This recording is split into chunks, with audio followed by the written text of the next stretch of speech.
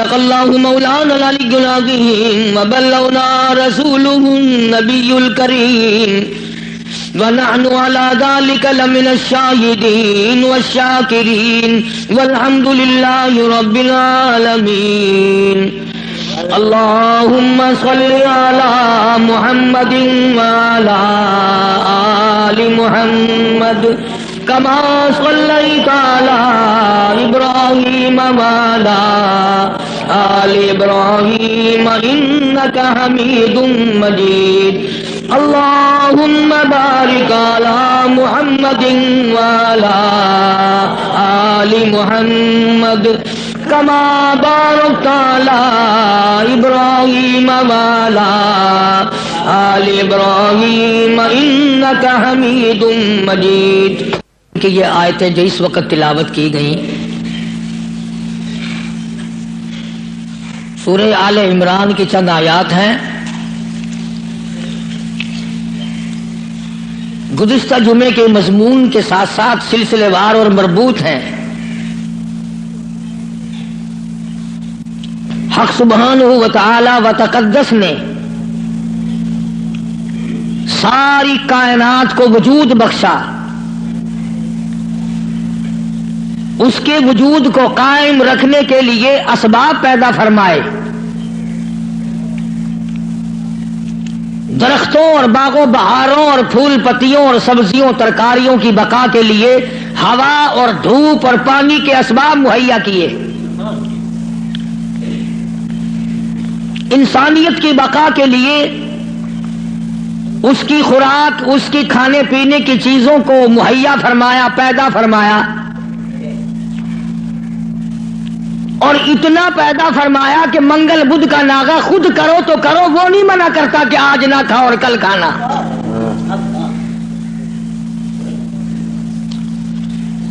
اسی لیے لوگوں نے منگل بدھ کے دن ختم دلوانا چھوڑ دیا. مولوی ختم پہ مسور کی دال پہ آئے گا کیسے؟ ساری کائنات اس نے پیدا کی، وہی اس کو پالتا ہے، وہی اس کو چلاتا ہے، اور جب کسی کا وقت آتا ہے وہی مارنے پہ قادر ہے. ایک سانس پہلے کوئی کسی کو نہیں مار سکتا.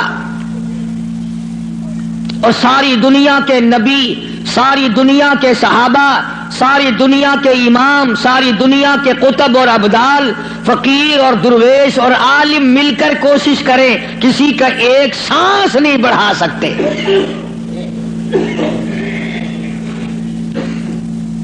جو وقت معین فرما دیا رب العالمین نے، نہ پہلے موت آ سکتی ہے اور نہ ایک سانس تک زندہ رہ سکتا ہے. خداوند عالم نے جب موت و حیات والا مسئلہ اپنے اختیار میں رکھا، زندگی کا اور موت کا، مرنے جینے کا معاملہ اپنے قبض قدرت میں رکھا ہے، تو نفع نقصان بھی اس کے سوا اور کوئی نہیں دے سکتا. نفع کا مالک بھی وہی ہے، نقصان کا مالک بھی وہی ہے. اب یہ تو ایک ہمارا فریب ہے، دجل ہے، ہیرا پھیری ہے، آگے بڑھ کر کہوں بے ایمانی ہے کہ اگر نقصان ہو جائے تو خدا کی طرف سے ہوا، منافع ہوا تو فلاں پیر نے کر دیا یا ہم نے کیا. گھاٹا پڑ جائے اللہ کی طرف سے، نقصان پڑ جائے اللہ کی طرف سے، نقصان پڑ جائے اللہ کی طرف سے، نفع کتنا ہی مل جائے، کبھی شکر ادا نہیں کرے گا کہ رب العالمین کی بڑی کریمی ہوئی، بڑی مہربانی ہوئی، اس نے بڑی بندہ نوازی فرمائی کہ مجھے اور میرے بچوں کو اللہ پاک نے روزی حلال عطا فرمائی.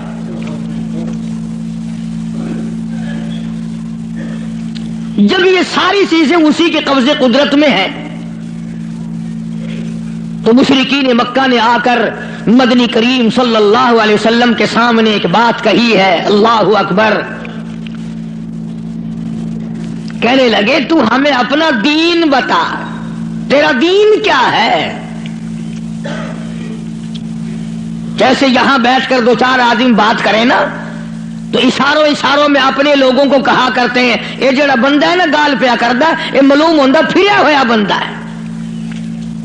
مطلب یہ ہوتا ہے کہ بے دین دا بندہ ہے، بے فرقے دا بندہ ہے، کوئی اور طرح دا بندہ ساڈے مطلب دا نہیں۔ مشرکین مکہ سارے اکٹھے ہو کر سامنے آئے مدنی کریم صلی اللہ تعالی علیہ وسلم کے، اور آ کے کہنے لگے تو رات دن کچھ پھری پھری باتیں کرتا ہے، کچھ اور طرح کی باتیں کیا کرتا ہے، تیرے دین کا ہمیں پتہ کوئی نہیں چلتا، تیرے ایمان کا پتہ نہیں چلتا، تیرے اسلام کا ہم کو پتہ نہیں، تیرے مذہب کا پتہ نہیں، ہمیں دین بتا۔ آواز آئی قل، میرے نبی کہو فرماؤ، یا ایھا الناس، او مکے والو، او مدینے والو، او عرب والو، عجم والو، ساری دنیا کے انسانوں، عربیوں، عجمیوں، کالو گورو، پڑھے ہوئے ہو، ان پڑھو، بوڑھو جوانوں، عورتوں مردوں، فرمایا یا ایھا الناس، اے لوگو، اللہ پاک فرما رہے میرے محبوب یوں فرماؤ، یا ایھا الناس ان کنتم فی شک من دینی، ان کنتم، اگر تم شک رکھتے ہو، ان کنتم فی شک من دینی، اگر تمہیں شک ہے میرے دین میں، میرے دین کے بارے میں، میرے دین کے معاملے میں، آؤ میں اپنا دین صاف کر کے بتا دوں، آؤ میں اپنا مذہب بتا دوں، آؤ تمہیں میں اپنی جماعت بتا دوں، آؤ میں تمہیں اپنا فرقہ بتا دوں۔ فرمایا فلا اعبد الذین تعبدون من دون اللہ،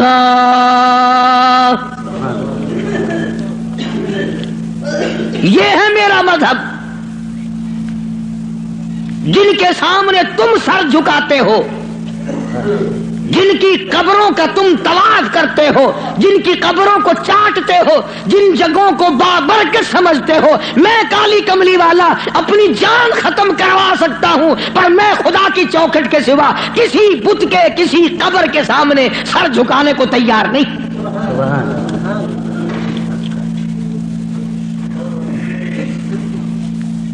سرکار مدینہ صلی اللہ علیہ وسلم نے ابراہیم علیہ السلام کی قبر کے سامنے سر نہیں جھکایا،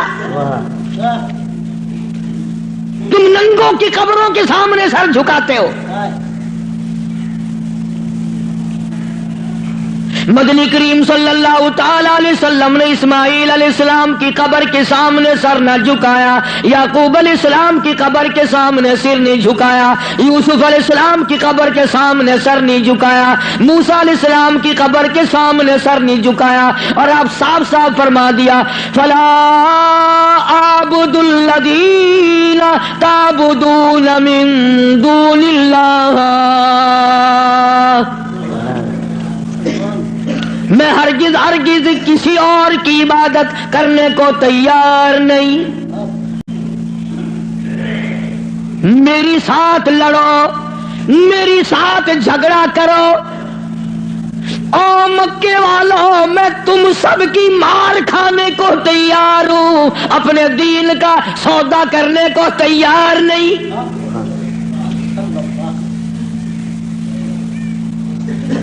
رات کو مارا، دن کو مارا، صبح مارا، شام مارا، اپنوں نے مارا، غیروں نے مارا، خدا کی قسم مکے کے مردوں نے مارا، آمنہ کے درے یتیم کو مکے کی عورتوں نے مارا۔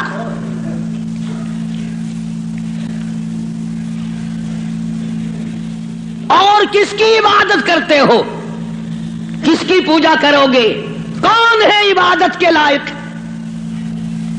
فرمایا میں تو عبادت بھی، سجدہ بھی، رکوع بھی، نظر نیاز بھی ساری اس کے لیے کرتا ہوں، ولیکن اعبد اللہ الذی یتوفاکم، فرمایا میں اس کو خدا مانتا ہوں، میں اس کو رب مانتا ہوں، میں اس کو مشکل کشا مانتا ہوں، میں اس کو حاجت روا مانتا ہوں، میں اس کو نظر نیاز کا حقدار مانتا ہوں، جو میری اور تمہاری موت پہ قادر ہے۔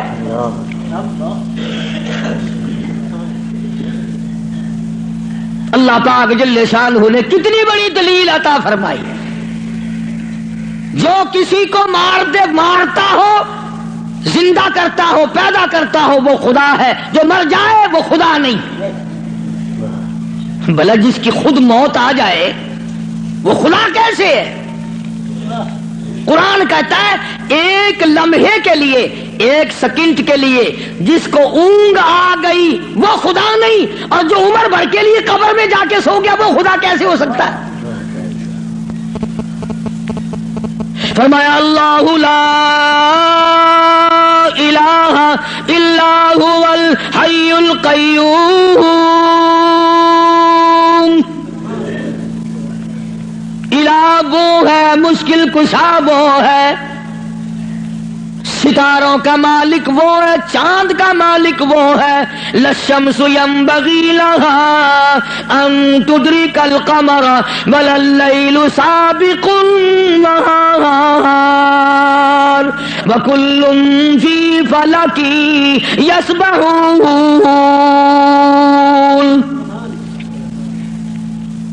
فرمایا کتنی مدت گزر گئی، چاند سورج کو گردش کرتے، کبھی ٹکر ہوئی، کبھی ایکسیڈنٹ ہوا. رات دن کو کتنے دن ہو گئے چلتے ہوئے، کبھی تک آپس میں ٹکراؤ تصادم ہوا. تو ارشاد فرمایا محمد عربی صلی اللہ علیہ وسلم کی زبان سے، اللہ پاک نے کلام خدا ہے، زبان مصطفیٰ ہے، حکم خدا کا ہے، زبان کالی کملی والے کی ہے. فرمایا ولیکن اعبد اللہ،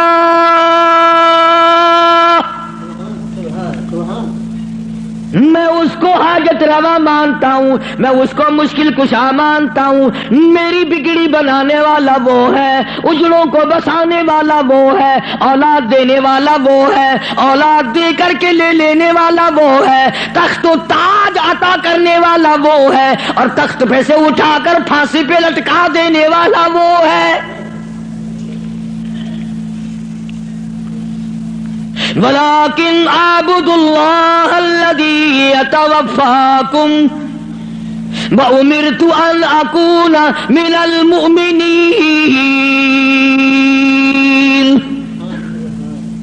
مجھے حکم ملا ہے کہ میں سب سے پہلے اس مالک کائنات پہ یقین کرنے والا بنوں، فرما برداری کرنے والا بنوں، احکام کو سنبھالنے اور عمل کرنے والا بنوں. سب سے پہلے مجھے حکم ملا ہے. وَأَنْ أَقِمْ وَجْهَكَ لِلدِّينِ حَنِيفًا وَلَا تَكُونَنَّ مِنَ الْمُشْرِكِينَ. فرمایا کہ مجھے حکم ملا ہے میں اللہ سبحانہ و تعالیٰ کی طرف منہ رکھوں. منہ رکھنے کا مطلب یہ کبھی اس سے نہ بگاڑوں، اس کے مقابلے میں کبھی کسی کو حاجت روا نہ جانوں. اچھا ایک لفظ اور سمجھ لیں، اگر آپ کی سمجھ میں یہ باتیں بیٹھ جائیں تو انشاءاللہ تا زندگی کام آئیں گی. یہ جو لفظ سبحان ہے، سبحان ربی العظیم، سبحان ربی الاعلی، سبحانک اللہم، سبحان اللہ وبحمدہ، سبحان اللہ والحمدللہ، فسبحان اللہ رب العرش العظیم، سبحان اللہ عما یشرکون. یہ جو قرآن میں، نماز میں، حدیثوں میں لفظ سبحان ہے، اس کے معنی، اس کا ترجمہ سب علماء اور تمام لوگ یہ کرتے ہیں پاک ہے اللہ. اس کا مطلب یہ معنی یہ کرتے ہیں پاک ہے اللہ. سبحانک اللہم، اے اللہ ہم تیری پاکی کا اقرار کرتے ہیں. جو میں آپ کو سمجھانا چاہتا ہوں وہ اب بھی نہیں سمجھے، وہ اب بھی نہیں سمجھے. پاک ہے ذات تیری. پتہ لوگوں نے کیا سمجھا؟ گندگی سے پاک ہوگا، چھینٹے پڑنے سے پاک ہوگا، استنجا کرنے سے پاک ہوگا، بیوی سے پاک ہوگا، ماں باپ سے پاک ہوگا، کھانے پینے سے پاک ہوگا، سونے سے پاک ہوگا، کسی کا محتاج نہیں ہوگا. یہ معنی نہیں ہے. سبحانک اللہم، اے اللہ ہم تیری پاکی کا اقرار کرتے ہیں، تو پاک ہے. کیسے پاک ہے؟ پلیتی سے پاک مراد نہیں، ناپاکی سے مراد پاک نہیں، بلکہ تو پاک ہے اس بات سے کہ تیری خدا خدائی میں کوئی ساجی بنے، تو اس بات سے پاک ہے، کوئی تیرا ساجی بن نہیں سکتا۔ اس لیے فرمایا سبحان اللہ عما یشرکون، تو شریکوں سے پاک ہے۔ بے ہم سب کے شریکے ہیں، بھائی ہیں، برادری ہیں، قربے ہیں، قبیلے ہیں، چچے تائے ہیں، ہم سب شریکوں والے ایک خدا کی ذات ہے جس کا کوئی شریکہ نہیں، شریک نہیں، ساجی نہیں، ہمسر نہیں، پیدا کرنے والا کوئی نہیں، اس سے کوئی پیدا نہیں ہوا، وہ اپنی خدائی میں یکتا ہے، قدیم ہے، ہمیشہ سے ہے، ہمیشہ رہے گا، ساری دنیا مٹ جائے گی، خدا جب بھی رہے گا۔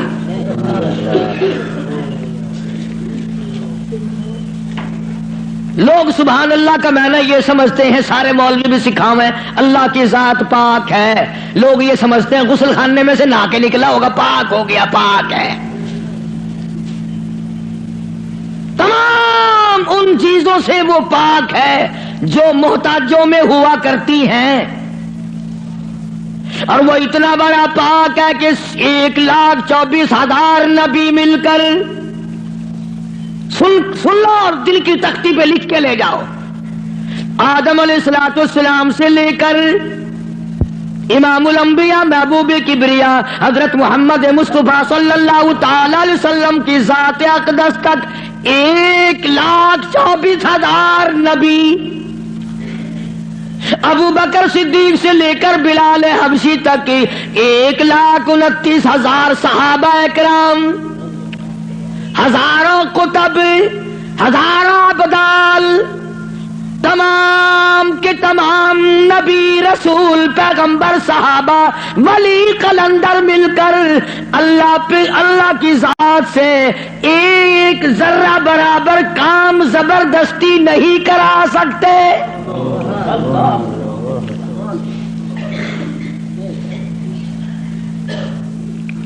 کوئی زبردستی نہیں کرا سکے گا۔ آیت الکرسی کی کیسٹ آپ نے سنی ہوگی، فرمایا من ذا الذی یشفع عنده الا باذنہ، من،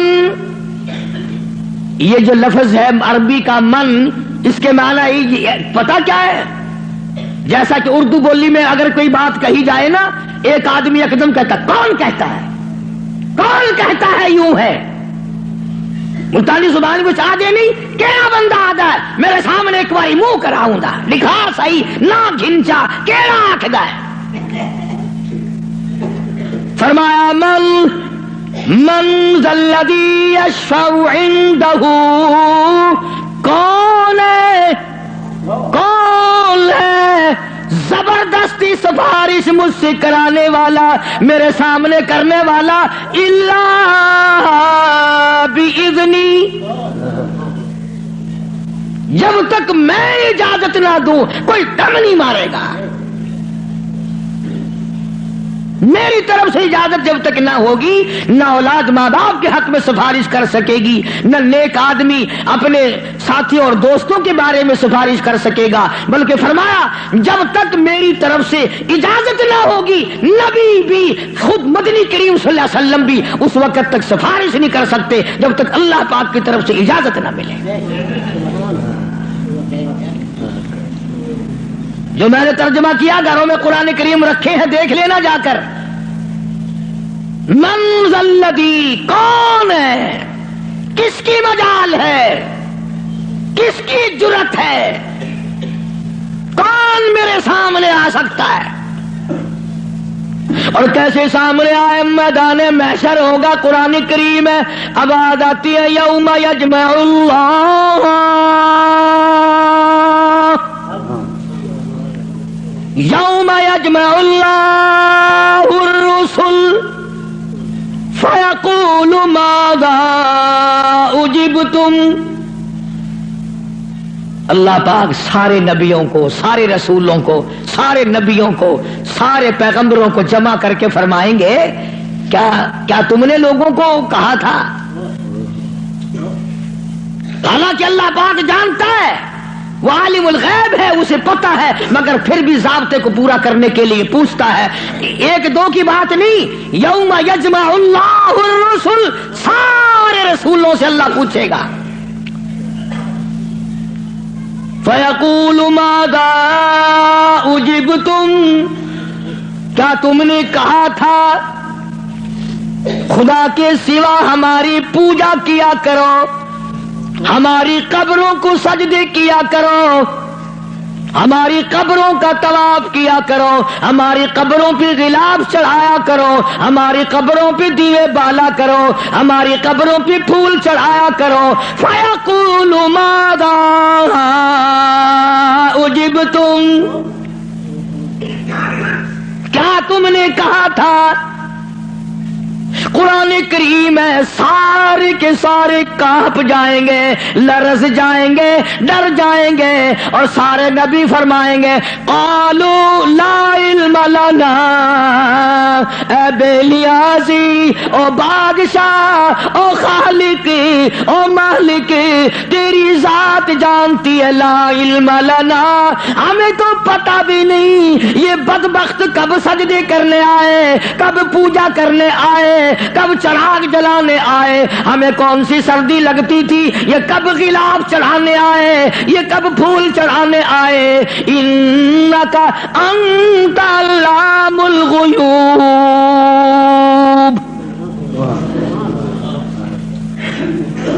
اگر ہم کہتے میرے رب او ہمارے پروردگار، تیرے سے چھپی نہ رہتی بات،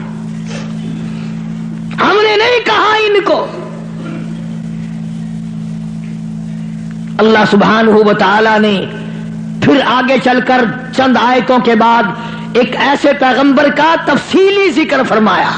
سبحان اللہ، اللہ اکبر۔ پہلے تو سارے پیغمبروں کا حال بتا دیا، قیامت کے دن یہ بنے گا۔ پھر اگلی آیتوں میں ایک ایسے پیغمبر کا، ایک ایسے رسول کا ذکر خیر فرمایا جن کی ذات کو عیسیٰ علیہ السلام کہتے ہیں، جن کو اس وقت پوری دنیا میں آدھے سے زیادہ آبادی خدا مانتی ہے۔ اس پیغمبر کا صاف پھر اعلان کیا، فرمایا وَإِذْ قَالَ اللَّهُ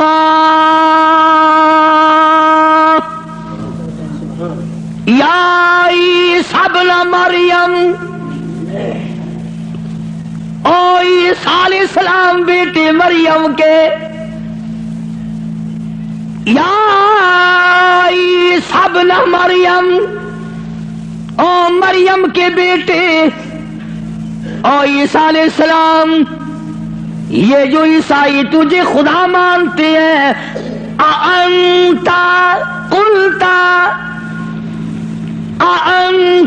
قُلْتَ، کیا تو نے کہا تھا مجھے الہین من و امی الہین من دون اللہ؟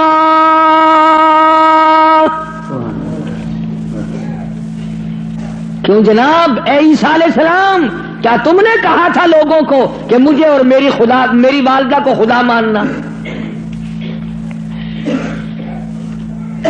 اب ایک کڑوی بات کہہ دوں، عیسائی ایک عیسیٰ علیہ السلام کو خدا مانتے ہیں، ایک ابراہیم علیہ السلام کو خدا مانتے ہیں۔ عیسائی تین خدا کو مان جائیں تو اسلام سے نکل جائیں، کافر ہو جائیں، اور ہمارے لیے چھٹی ہے، ہم ہزاروں خداؤں کو مانتے رہیں۔ الگ الگ تقسیم بنا رکھی، فلانا مرض پاک مائی ٹھیک کرے گی، آخر مچھلی گھن کے بنا ہے، اس پہ پاک مائی دی جا کے بنا ہے، انشاءاللہ خیر آوے سی، مچھلیاں دی جا بئی گولی کھڑن، ککڑاں دی جا بئی ہے، بکریاں دی جا بئی ہے، ساڈا نمبر آوے انشاءاللہ کٹے دا گوشت، ماں پیو دا ختم نوانا ہوئے نا، اندازہ لگا، تماشا دیکھ کیا بنا رکھا ہے، الگ الگ جگہ بنا رکھی ہے۔ اولاد وہاں سے ملے گی، بادشاہت وہاں سے ملے گی، دکان میں برکت وہاں سے پڑے گی۔ کیا بتاؤں، اباد عیسی ابن مریم، او عیسیٰ علیہ السلام بیٹے مریم کے انتا، خدا کی قسم اگر تم عربی سمجھتے نا عربی تمہارے کلیجے پھٹ جاتے. خدا نے یہ جو لفظ استعمال کیے نا یہاں انتا، بڑے جھڑکی والے لفظ ہیں. او کیا تو نے من دون اللہ، میرے سوا. اللہ اکبر. اللہ پاک کے غضب کو، اللہ کے قہر کو، اللہ کے جلال کو انبیاء سے زیادہ کون سمجھ سکتا ہے؟ پیغمبروں سے زیادہ اس کے قہر کو کون جانے؟ عیسیٰ علیہ السلام تھرا جائیں گے، گھبرا جائیں گے. قرآن اب جواب کیا ہونا چاہیے تھا؟ کو اللہ کے سوا خدا بنا لینا. تو جواب یہ ہونا چاہیے تھا نہیں جی، نہ صحیح، نہیں صاحب میں نے ایسا نہیں کیا. اللہ اللہ. اب آتی عیسیٰ علیہ السلام روئے، گھبرائے، بول اٹھے، فرمانے لگے قال سبحانک. آیا وہی لفظ عیسیٰ علیہ السلام، پاک ذات تیری، سبحانک تو پاک ہے، شریکوں سے پاک ہے، عیبوں سے پاک ہے. جب تو خود پاک ہے میں شریک کیسے بن جاتا؟ ہاں کی بات نہیں کری، خدا کی عدالت ہے. ہاں شیشن میں عدالت میں پیشی ہو نا، کئی دن پہلے بخار چڑھ جاتا ہے. ہائی کورٹ کی پیشی ہو ہفتہ پہلے دماغ خراب ہو جاتا ہے. سپریم کورٹ کی پیشی ہو 6 مہینے پہلے دماغ خراب ہو جاتا ہے فکر میں. ارے خدا کی عدالت کی پیشی ہے، عدالت خدا کی ہے، پیشی نبی کی ہے. فرمایا قال سبحانک. بولے ہیں عیسیٰ علیہ السلام یا اللہ پاک ذات تیری، ما یکون لی ان اقول ما لیس لی بحق. یا اللہ تو پاک ہے جن چیزوں سے میں ایسی بات کیسے کہہ سکتا ہوں؟ کیوں کر میں کہتا ایسی بات جس سے تو پاک ہے؟ یعنی اور خدا ہو ہی نہیں سکتا. اور آگے پھر عیسیٰ علیہ السلام نے اور فرمایا ان کنت قلتہ فعلمت. اگر میں کہتا یا اللہ تو جان لیتا، تجھ سے چھپا ہوا کچھ بھی نہیں ہے، تجھے علم ہوتا. کیوں؟ تعلم ما نفسی ولا اعلم ما فی نفسک.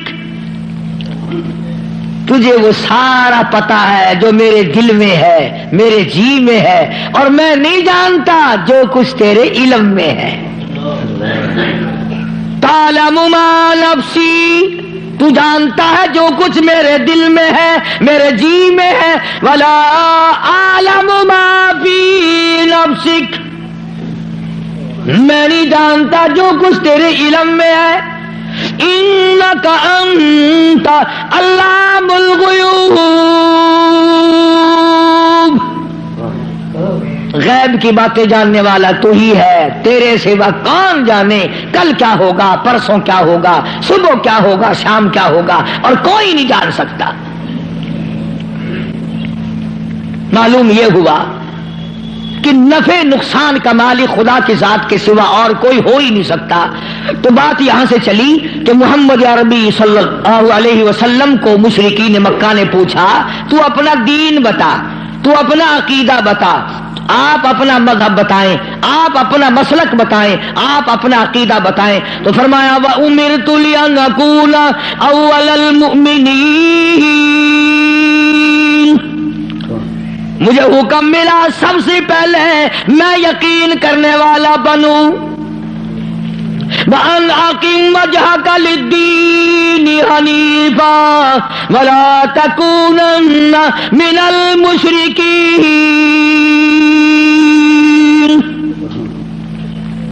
میں اس خدا کی طرف منہ کیے بیٹھا ہوں میرا اسی کی طرف دھیان ہے، اسی کی طرف توجہ ہے. اور لوگوں مجھے مارو یا چھوڑو، صلح کرو یا لڑائی کرو، میرے غلاموں کو مارو یا چھوڑو، میں اپنے اس پیٹ پہ ایک ایک وقت میں 2 پتھر تو باندھ سکتا ہوں، پر اپنے خدا کے ساتھ میں کسی کو شریک نہیں کرنے کا. میں ایک ایک وقت میں 15 دن درختوں کے پتے تو چبا سکتا ہوں، پر میں اللہ سبحانہ و تعالی کی ذات میں کسی کو شریک نہیں کر سکتا. اس کی چوکھٹ کے سوا میں اور کسی جگہ سر جھکا نہیں سکتا. یہ سر کر سکتا ہے، جھک نہیں سکتا. کیوں؟ فرمایا ولا تدعو من دون اللہ ما لا ينفعك ولا يضرك. نفع اسی کی طرف سے ہے، نقصان اسی کی طرف سے ہوگا. اور اگلی آیت کا اگر سیدھا سیدھا ترجمہ کروں تو آپ سمجھے گی مشکل سے. قرآن کریم کا یہ مزاج ہے، اللہ تبارک و تعالیٰ کی یہ عادت ہے کہ وہ احکام بیان کرتے ہوئے اس طریقے سے بیان کرتے ہیں جیسا گھروں میں عورتیں ڈائریکٹ بہو کو کہتی ہوئی ذرا گھبراتی ہے، لڑائی جھگڑے کا امکان ہے کہ کھڑی ہو جا، کام پڑا ہے. اصل مقصد ہے بہو کو کہنا، لیکن ماں کرے گی کیا؟ یہ چھوکری کھڑی ہو جا، دیر ہوگی، شرم نہیں آتی، اب تک پڑی ہے.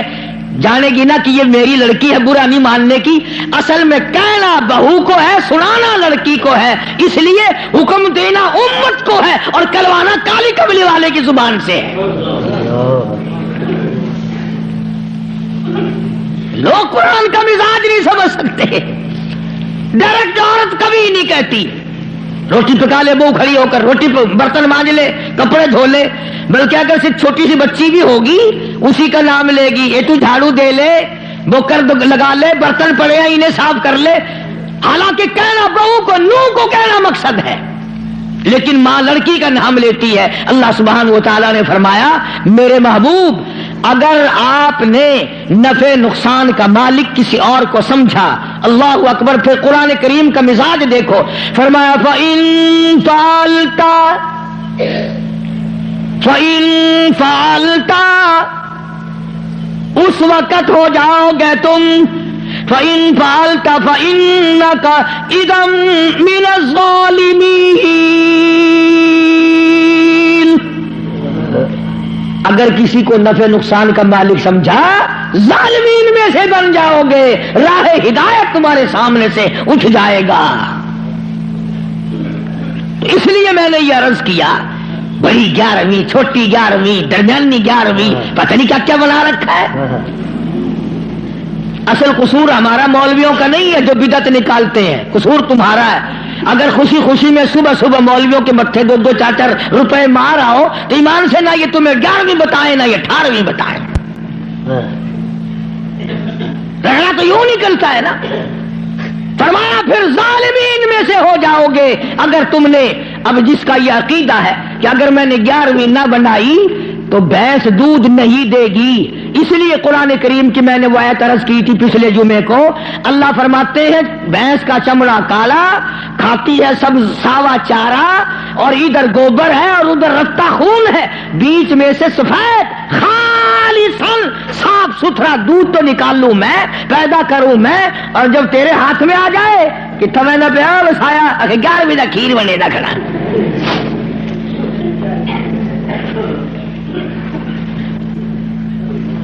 فرمایا یہ میں نے پیدا کیا ایک ایک قطرہ دودھ کا، ایک ایک قطرہ خالصاً.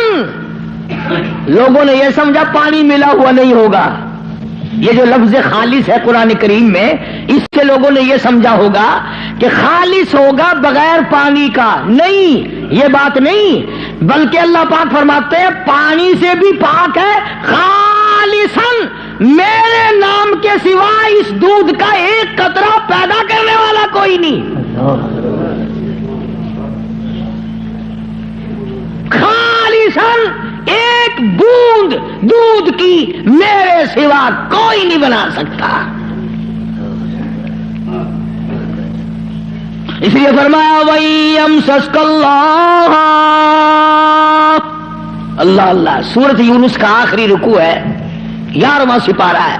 دیکھا 11ویں کا ثبوت 11ویں سپارے میں. میں نے ایک مولوی صاحب سے پوچھا، میں نے کہا جی 11ویں کا کوئی ثبوت بھی ہے؟ آخر ہاں. میں کہا کتنے؟ اگر 11واں سپارہ نہیں کھڑا قرآن میں. میں کہا ہے اکبر کی 11ویں ثابت تھی گئی.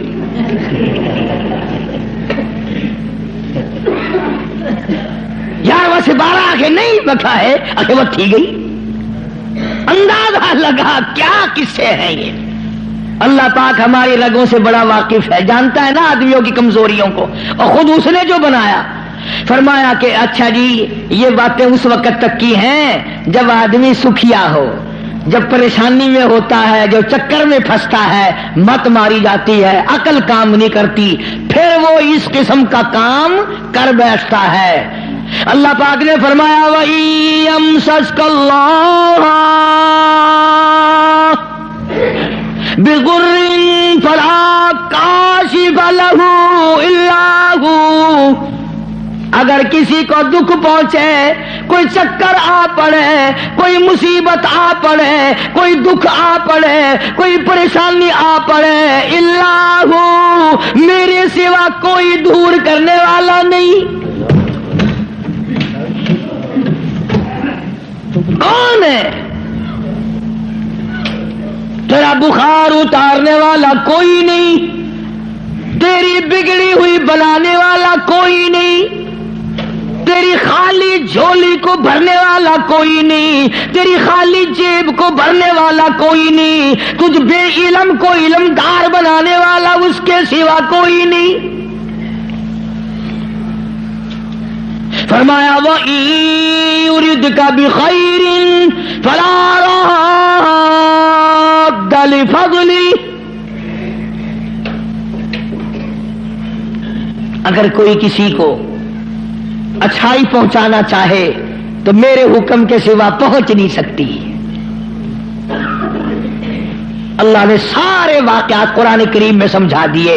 اب قوم مسلمان اگر قرآن کی طرف توجہ نہ دے، تمہیں اخبار پڑھنا آتا ہے، تمہیں رسالے پڑھنے آتے ہیں، تمہیں ڈائجسٹ پڑھنے آتے ہیں، تمہیں ناول پڑھنے آتے ہیں، تمہیں کتابیں پڑھنی آتی ہیں، اگر تمہیں نہیں آتا تو خدا کا قرآن سمجھنا نہیں آتا.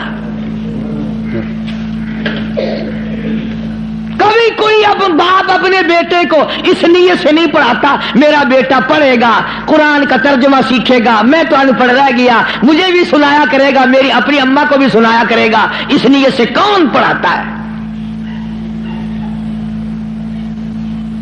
نیت بات پہلے ہوتی ہے، بعد میں آگے ہم لوگ چلتے ہیں. قرآن سے دشمنی اس دنیا میں، اس ملک میں، ہندوستان میں سب سے پہلا ترجمہ قرآن کریم کا مجدد الفسانی امام ربانی شیخ احمد فاروقی سرہندی رحمت اللہ علیہ نے کیا. قرآن کا ترجمہ کر دیا فارسی میں. وہ زمانہ فارسی کا تھا، لوگ عموماً فارسی بولا کرتے تھے. دلی میں، آگرے میں، میرٹھ میں دفتری زبان، سرکاری زبان فارسی تھی. تو مجدد الفسانی سرہندی رحمت اللہ علیہ نے قرآن کریم کا ترجمہ فارسی میں کر دیا. اب جتنے بڑے بڑے پیر تھے، گدی نشین تھے، سب کو آگ لگ گئی. اگر قرآن کا ترجمہ لوگوں کی سمجھ میں آ گیا پھر ہماری پوجا کون کرے گا؟ اگر قرآن سمجھ میں لوگوں کی آ گیا پھر ہماری پوجا کون کرے گا؟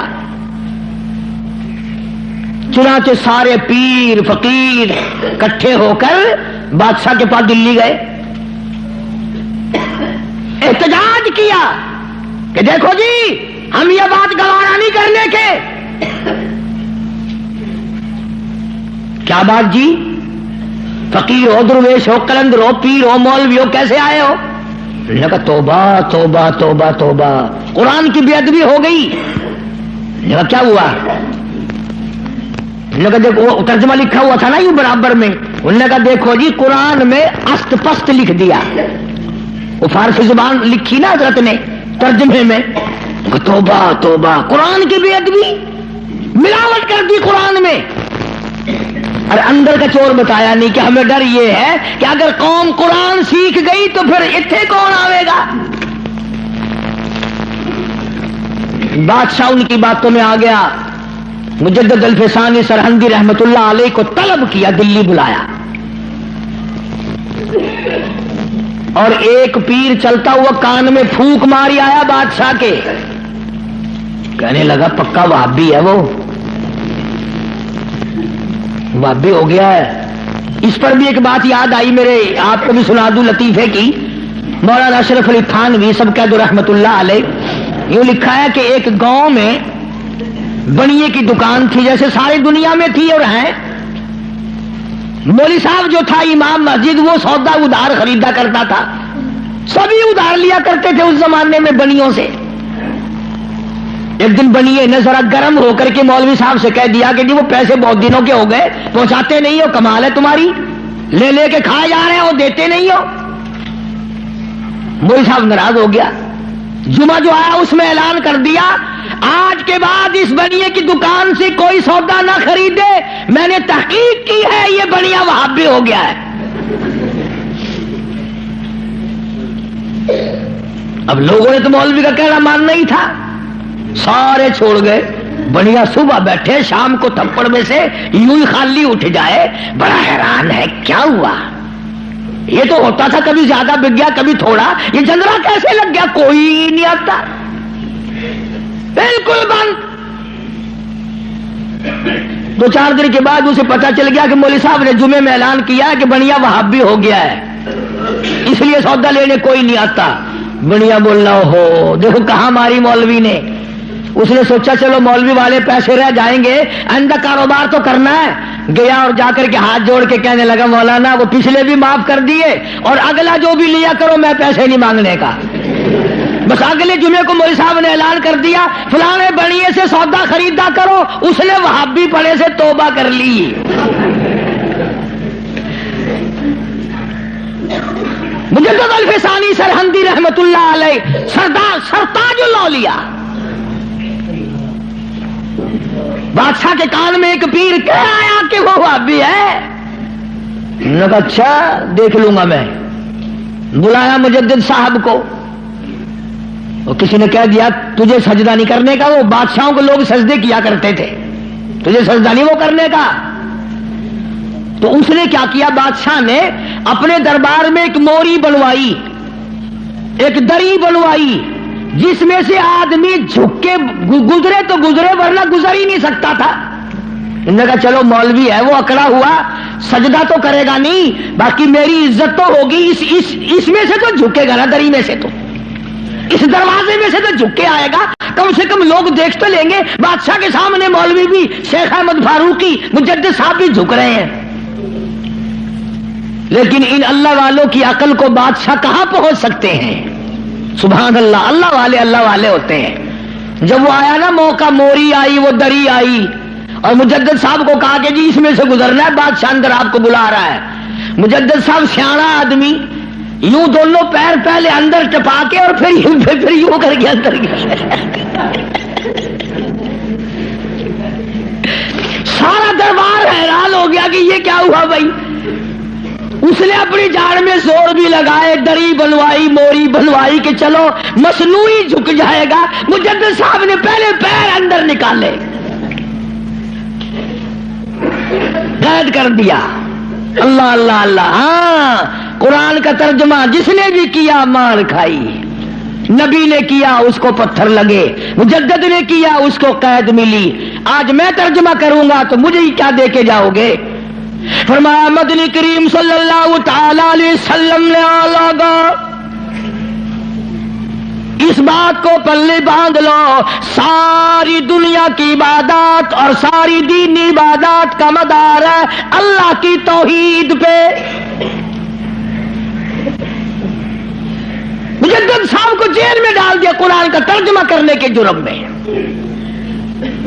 تو آج ہی کون معاف کرتا ہے قرآن کریم کا جو ترجمہ سنائے گا, جو مصطفیٰ کریم صلی اللہ علیہ وسلم کے ارشاد کو صحیح صحیح سنائے گا, کون سامنے پیش کرے. ایک بات تو یاد کرنے کے قابل ہے, اللہ اکبر نبی کا آخری وقت ہے. صلی اللہ علیہ وسلم، ایمانداری سے بتاؤ، قبلے کی طرف منہ کیے ہوئے سارے باوضو بیٹھے ہو، مرد عورت وضو کے ساتھ بیٹھے ہو، آخری وقت ہو، بالکل آخری وقت ہو، یقین ہو جائے دل کو کسی طرح سے بھی کہ میرا آخری وقت ہے، پھر آدمی ہر وہ چیز مانگتا ہے جو اچھے سے اچھی لگے آخرت کے اعتبار سے، توبہ کرنے کی کوشش کرتا ہے، استغفار کرتا ہے، یعنی جو کام اس کی نظروں میں سب سے اچھا ہو وہ کرنے کی کوشش کرتا ہے آخر میں۔ مدنی کریم صلی اللہ تعالی علیہ وسلم کا آخری وقت ہے، اللہ پاک کی حضور میں جھولی پھیلا دی، مانگنے والا مصطفیٰ کریم صلی اللہ علیہ وسلم ہے، دینے والا خدا ہے۔ آخری وقت میں کیا مانگا؟ اولاد نہ مانگی، کھانا نہ مانگا، کپڑا نہ مانگا، اولاد کے لیے کچھ نہ مانگا، گھر والیوں کے لیے کچھ نہ مانگا، بیٹیوں کے لیے کچھ نہ مانگا، فاطمہ الزہرا کے لیے کچھ نہ مانگا، سیدنا حسن کے لیے کچھ نہ مانگا، سیدنا حسین کے لیے کچھ نہ مانگا، تمام گھر والوں کے لیے کچھ نہ مانگا، اور فرمایا اللہم او میرے رب لا تجعل قبری، او میرے معبود میری قبر کو سجدہ گانا بنانا۔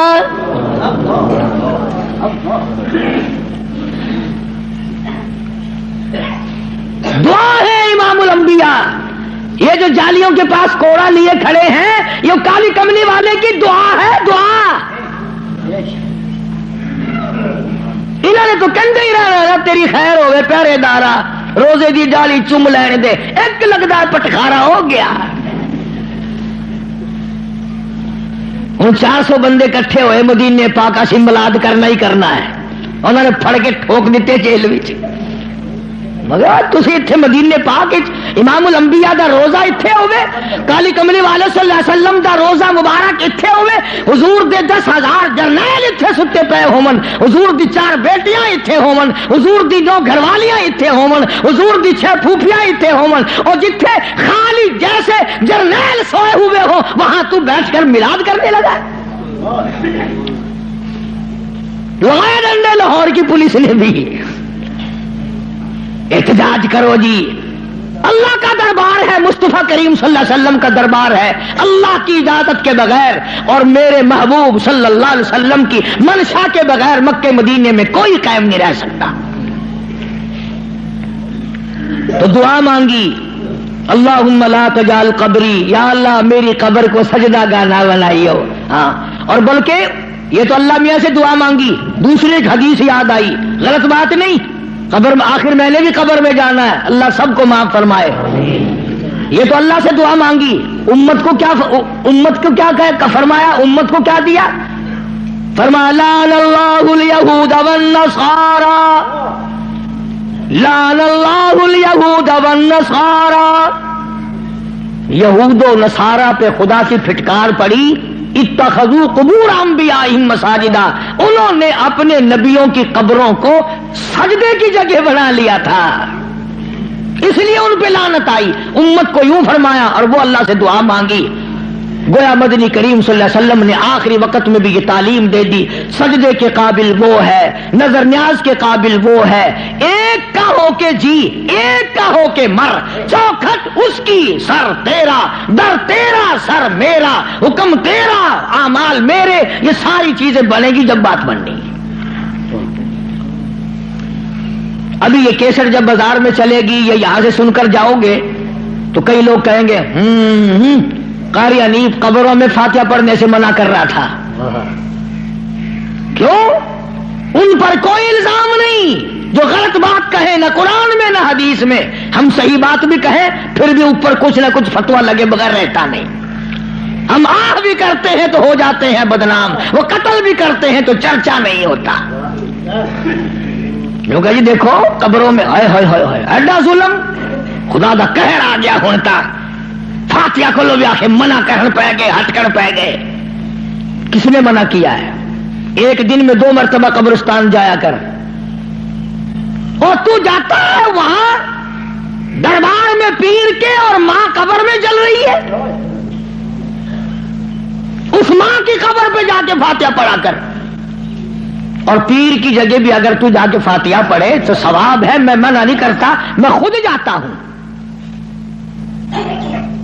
قرآن پڑھ، تلاوت کر، الحمد شریف 1 مرتبہ پڑھ، 3 مرتبہ قل هو اللہ پڑھ کر اللہ کے بندوں کو ساروں کو بخش دے، ایک کو بخش دے، ماں کو، باپ کو، پیر کو، فقیر کو، کون منع کرتا ہے؟ حکم ہے اس طرح کیا کرو۔ بات ہے دوسری، سلطان باؤ رحمت اللہ علیہ کے مزار پہ چلے جاؤ، ہزاروں من مٹی کا ڈھیر لگا ہوا، چیکڑی مٹی، ٹبے پڑے لگے ہوئے، اور ایک بیٹھا وہاں مسٹنڈا، لائن لگ رہی ہے عورتوں کی، اور وہ مٹی گول گول کے پلا رہا ہے، کہنے لگا جی 100 مرضوں کی دوا ہے حضرت دی، لے یہ بات نہیں ہے، یہ غلط ہے بس۔ اس لیے قرآن کریم کا ترجمہ سورت یونس کا جو لکھے پڑے لوگ ہیں، 11واں سپارہ سورت یونس کا آخری رکوع ہے، اس کا ترجمہ دیکھنا، تفسیر دیکھنا۔ اللہ مجھے اور آپ کو عمل کی توفیق عطا فرمائے، اللہ پاک ہم سب کا خاتمہ بالخیر فرمائے، قرآن کریم کا اور مصطفیٰ کریم صلی اللہ علیہ وسلم کا خادم اور غلام بنائے۔ وآخر دعوانا